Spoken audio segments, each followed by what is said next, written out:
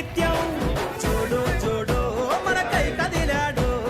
రాహుల్ గాంధీ రానే వస్తున్నాడు చలో చూడు చూడు మనకై కదిలాడు రాహుల్ గాంధీ రానే వస్తున్నాడు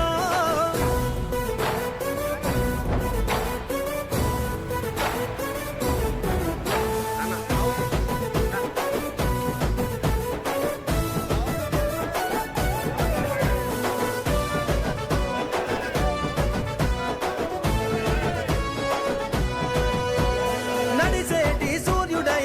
పెరుగని ధీరుడై అడుగుల శబ్దంతో సమరానికి సిద్ధమై అందరికీ బంధువై ప్రజల గుండె సప్పుడై అడుగడుగున నేలపై నీరాజన సంద్రమై ఉద్యమాల నేలపైన ఊపిరి జెండెత్తుకొని చూడో చూడో మనకై కదిలాడు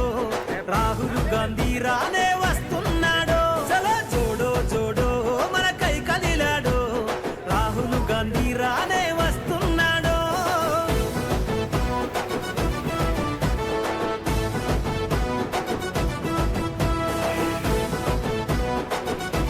ఈరోజు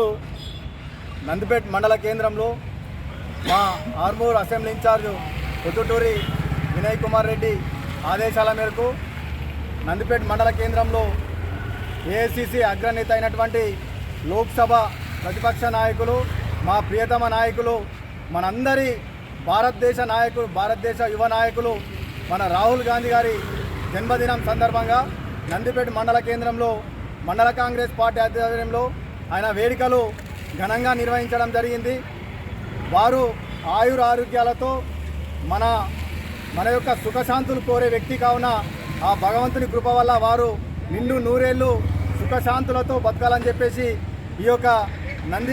నందికేశ్వరుని కూడా ఇక్కడ మేము ప్రార్థించి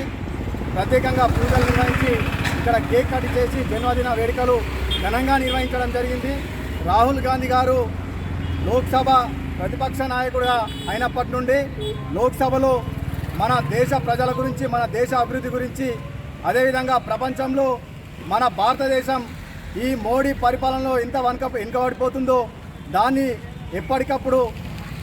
వేలెత్తి చూపుతూ ప్రతిపక్షంలో ఒక నాయకుడిగా ప్రతిపక్షంలో ఎలా ఉండాలో పార్లమెంటులో ప్రతిపక్షంలో ఎలా ఉండాలో నాయకుడిగా ఉన్నటువంటి లక్షణాలు ఉన్నటువంటి నాయకుడు మన రాహుల్ గాంధీ గారు. అదేవిధంగా గతంలో ఈ పార్లమెంట్ ఎన్నికలకు ముందు గతంలో భారత్ జోడో యాత్ర ద్వారా భారతదేశాన్ని మొత్తం కాలినడకన చుట్టుముట్టినటువంటి మహానాయకుడు రాహుల్ గాంధీ గారు. ఈ జోడో యాత్ర ద్వారా భారతదేశంలో ఏ ప్రాంతాల్లో ఎటువంటి సమస్యలు ఉన్నాయి, ఎక్కడెక్కడ ఏ ప్రాంతాల్లో ఏ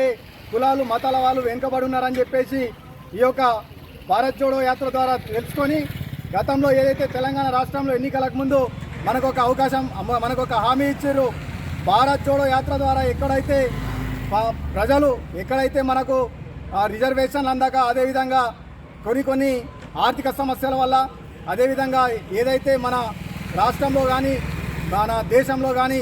ఎక్కడ ప్రజలు ఇబ్బందులకు గురవుతున్నారో వాళ్ళకి మౌలిక వసతులు ఏంటి అవన్నీ కూడా తెలుసుకొని మనకు తెలంగాణ రాష్ట్రంలో ఒక హామీ ఇచ్చిర్రు. ఏమని ఇచ్చారంటే బీసీలు చాలా వెనుకబడి ఉన్నారు దేశం మొత్తం మీద,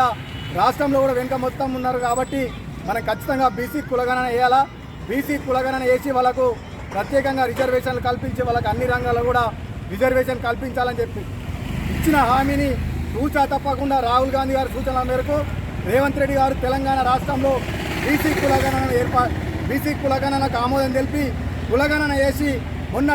గ్రామ పంచాయతీ ఎన్నికల్లో 50% మనకు పోటీ చేసే విధంగా బీసీలు పోటీ చేసే విధంగా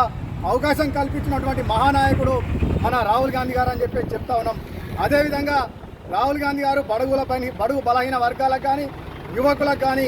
యువకుల కోసం కానీ ఎన్నో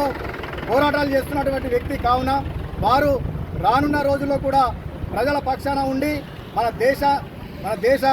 భావి భారత ప్రధానిగా ఖచ్చితంగా వారు ప్రధాని అవుతారు. కావున మనమందరం కూడా రానున్న రోజుల్లో మన దేశం కూడా మంచి అభివృద్ధి చెందుతుంది